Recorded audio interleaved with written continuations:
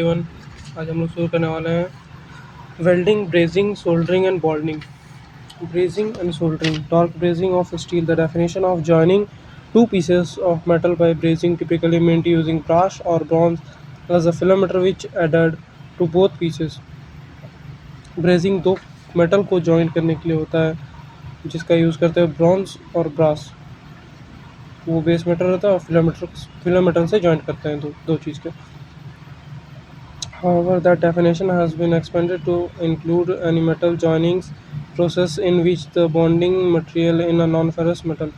Non-ferrous metal में ये bonding होता है और melting alloy which melting point higher than 800 Fahrenheit में ये melting point है इसका, but lower than that of the metal being joined, और इससे lower में join करना चाहिए, नहीं तो वो पिघल सकता है पूरा। Brazing requires less heat than welding and can be used to join metals that may be damaged by high heat. However, because the strength of a brazed joint is not great as that of a weld joint, brazing is not used for critical structure repairs on aircraft. Also, any metals part that is subjected to a sustained high temperature should not be brazed. इसको जितना welding join कर सकता है strongly, उतना brazing नहीं कर पाता है। ब्रेजिंग मीडियम लेवल का जॉइन करता है और क्रिटिकल स्ट्रक्चर में इसका रिपेयर नहीं किया जाता है। Brazing is applicable for joining a variety metals including brass, copper, bronze and nickel, cast iron, malleable iron, wrought iron, galvanized iron and steel, carbon steel and alloy steel. That is the types. Brazing can also be used to join dissimilar metal. Dissimilar metal में भी use किया जाता है, such as copper to steel or steel to cast iron. When metals are joined by brazing, the base metal parts are not melted. Base metal parts not melted, वो melt नहीं होता है। Brazing का जो metal रहता है, filler metal, वो melt होता है, जिसका वजह से दोनों के बीच का गैप फुलफिल होता है। The brazing metal adheres to the base metal by molecular attraction and intergranular penetration. It does not fuse and amalgamate with them.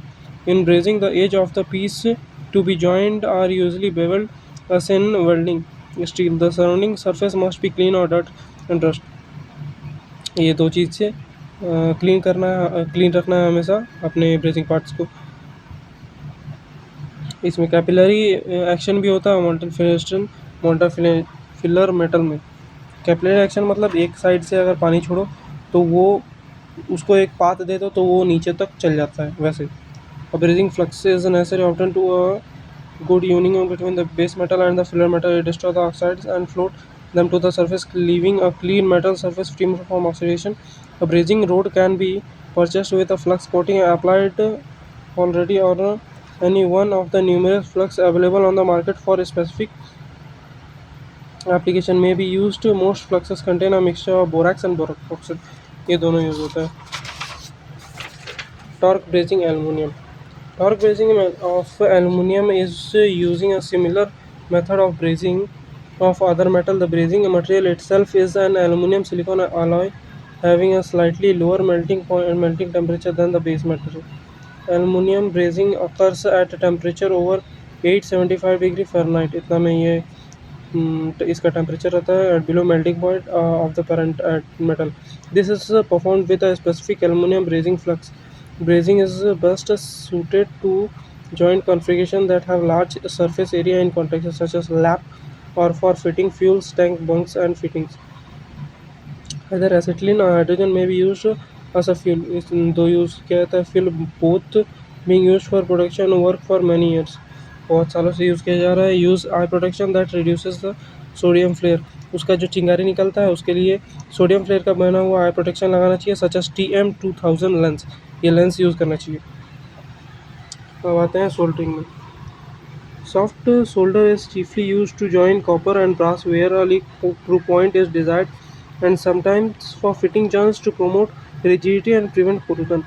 Rigidity और corrosion से prevent करता है soldering. Soft soldering is generally performed only in minor repair jobs.